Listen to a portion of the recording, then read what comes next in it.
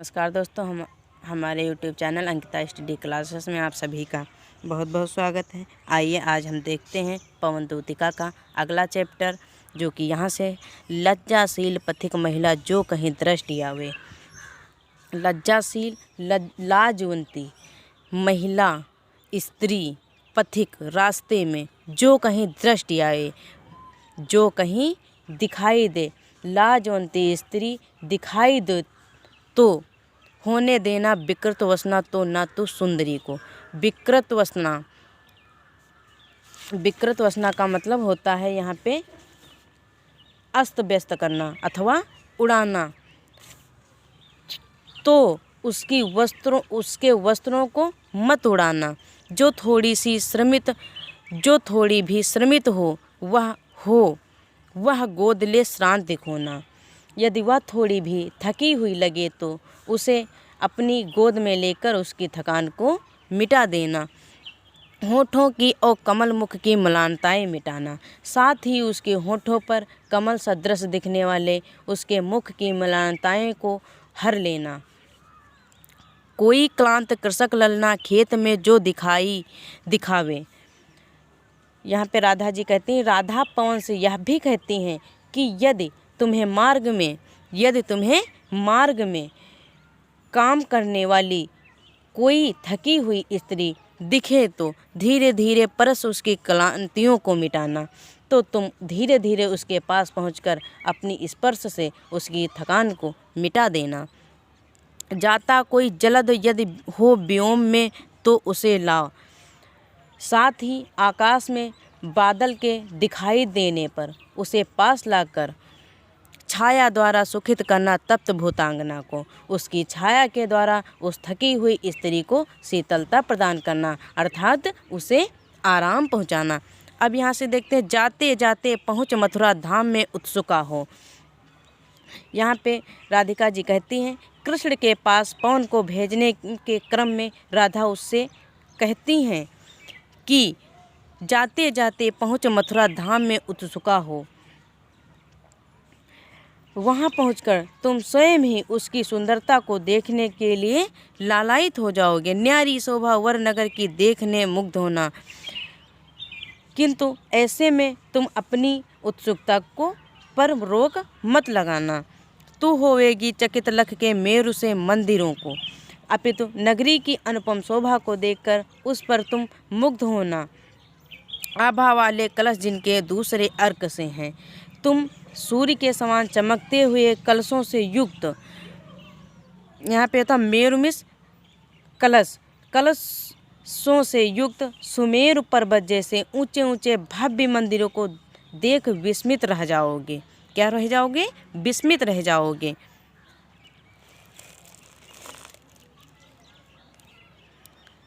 देखे पूजा समय मथुरा मंदिरों मध्य जाना। राधा पवन से कहती हैं कि जब मथुरा के मंदिरों में देखें पूजा समय मथुरा मंदिरों मध्य जाना। मथुरा के मंदिरों में पूजा अर्चना की जा रही हो, उस समय तुम वहाँ जाकर नाना वादों मधुर स्वर की मुग्धता को बढ़ाना। तुम वहाँ जाकर वहाँ ब्रज रहे वाद्यों की आवाज़ मिलाकर उनकी मधुरता को बढ़ाना। किंवा ने ले के रुचिर तरु के शब्दकारी फलों को, अन्यथा अपनी रुचि से किसी वृक्ष के शब्द धीरे धीरे मधुर रव से मुग्ध हो बजाना। किसी वृक्ष के शब्द रूपी फलों में के स्वरों को सुनकर मुग्ध हो अपने मधुर स्वर से उनका साथ देना। तू दिखेगी जलद तन को, जा वहीं तग्धता हो। जलद तन बादल के समान शरीर वाले, अर्थात श्री कृष्ण जी। तग्धता का मतलब होता है तल्लीन। राधा पवन से कहती हैं कि मथुरा जाने पर तुम बादलों से जैसे श्याम वर्ण वाले कृष्ण को उन्हीं तल्लीन होकर दिखोगे। होंगे लोने नयन उनके ज्योत उत्तीर्णकारी। लोने सलोने या सुंदर, नयन नेत्र या आँख, उसकी सुंदर आँखों से प्रकाश निकल रहा होगा, उनकी सुंदर आँखों से प्रकाश निकल रहा होगा, ज्योति प्रकाश निकल रहा होगा। मुद्रा होगी वर वदन की मूर्ति सी सौम्यता की। उनके सुंदर सौम्य मुख को देख ऐसा प्रतीत होगा, सीधे सीधे वचन उनके सिक्त होंगे सुधा से, जैसे वह कोई मनोहर सौम्य मूर्ति हो। तुम्हें उनके बोले हुए शब्द अमृत से सींचे हुए से प्रतीत होंगे। नीले फूले कमल दल सी गात की श्यामता है। हे दूती, उनका शरीर नीले खिले हुए कमल के समूह के सदृश सांवला और मनोरम है। पीला प्यारा वसन कटी में पहनते हैं फबीला। वे कमर पर पीताम्बर अर्थात पीला वस्त्र पहनते हैं जो अति सुंदर लगता है या शोभायमान लगता है। छोटी काली अलग मुख की कांति को है बढ़ाती। उनके बालों से लटकी हुई एक लट उनके मुख की शोभा और बढ़ा देती है। सद्वस्त्रों में नवल तन की फूटती सी प्रभा है। सुंदर वस्त्र धारण किए हुए हैं। कृष्ण के सौम्य शरीर से प्रकाश की किरणें सी निकलती रहती हैं। यहाँ पे है सुंदर वस्त्र धारण किए हुए कृष्ण के सौम्य शरीर से प्रकाश की किरणें सी निकलती रहती हैं। सांचे ढाला सकल वपु है दिव्य सौंदर्यशाली। सकल संपूर्ण सांचे ढाला सकल वपु दिव्य सौंदर्यशाली। यहाँ पे राधा जी कहती, राधा पवन से कृष्ण की शोभा का गुणगान करती हुई कहती हैं कि उनका संपूर्ण शरीर सांचे में ढला हुआ अर्थात सुडौल है, जिसे देख अलौकिक सौंदर्य के दर्शन का आभास होता है। सतपुष्पों सी सुरभि उसकी प्राण संपोषिका है। संपोषिका पोषण करने वाली। उनके शरीर से निकलने वाली सुगंधित पुष्पों के सुदृश सुगंध प्राणों का पोषण करने वाली अर्थात मन को आह्लादित कर देने वाली हैं। दोनों कंधे वृषभवर से हैं बड़े ही सजीले। वृषभवर से सांड के समान श्रेष्ठ। उनके कंधों को देखने से ऐसा प्रतीत होता है श्री कृष्ण के ऐसा प्रतीत होता है जैसे वे उत्तम कोटि के सांड के कंधे हों। लंबी बाहें कलभ करसी शक्ति की पेटिका हैं। यहाँ कहने का अभाव यह है कि हाथी की सूंड के सदृश बल पिटारी अर्थात अति शक्तिशाली हैं। लंबी बाहें कलभ करसी शक्ति की पेटिका पिटारी। यहाँ पे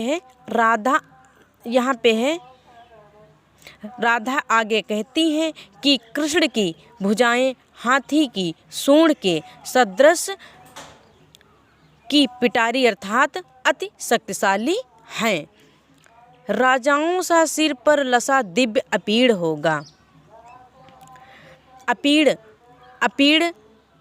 का अर्थ होता है मुकुट। उनके मस्तक पर राजाओं के समान अपूर्व सौंदर्य से युक्त मुकुट विराजमान होगा।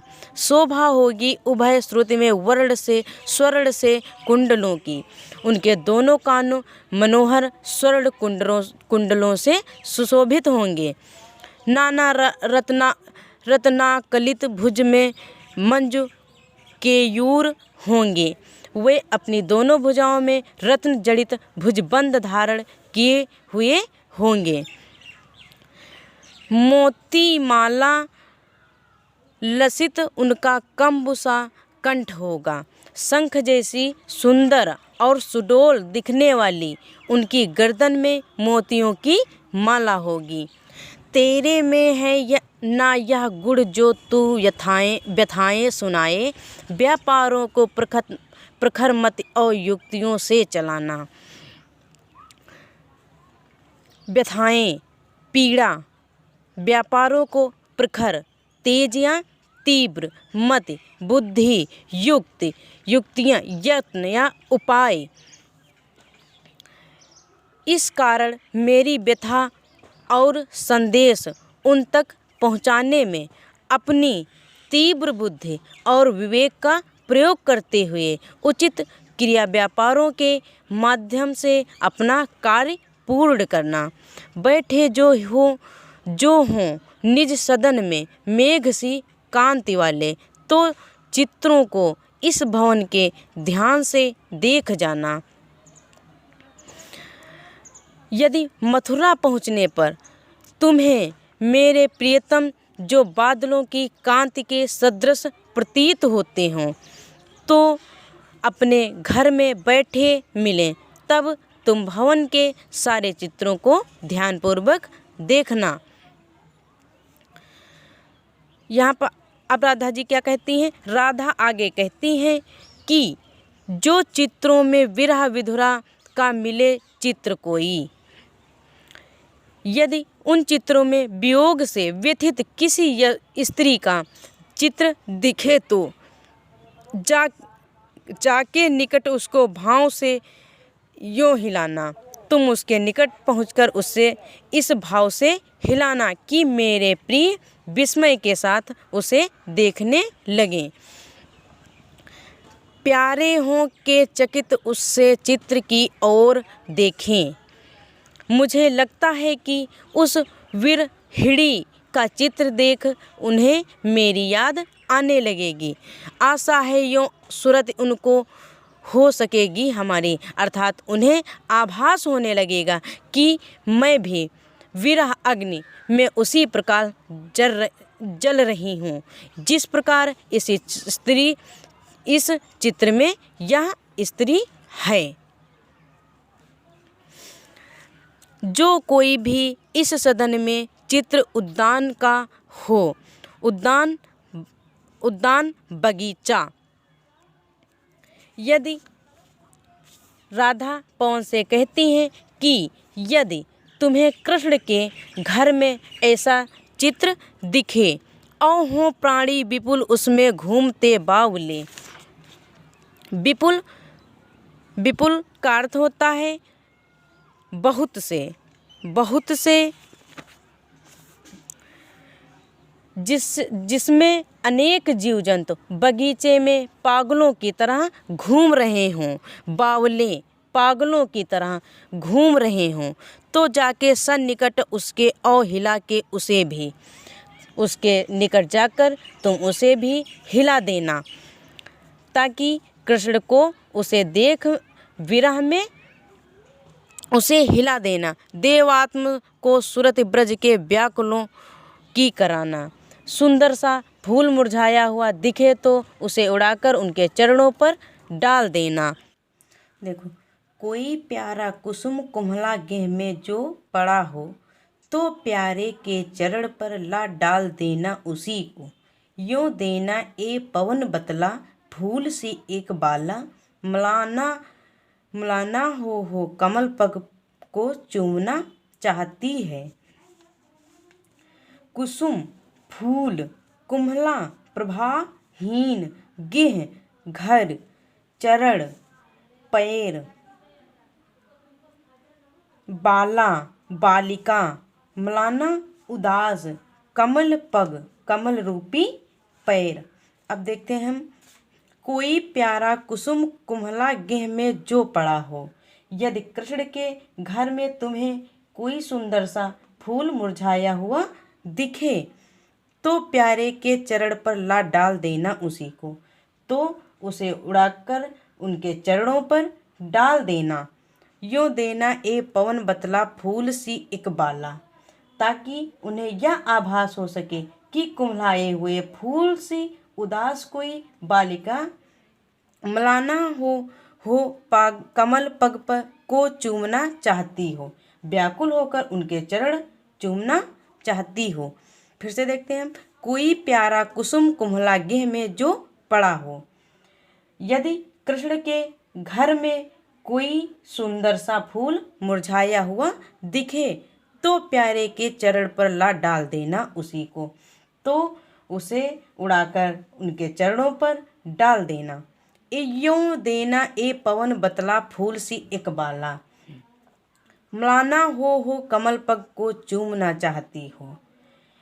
ताकि उन्हें यह आभास हो सके कि कुम्हलाए हुए फूल सी उदास कोई बालिका व्याकुल होकर उनके चरणों को चूमना चाहती है।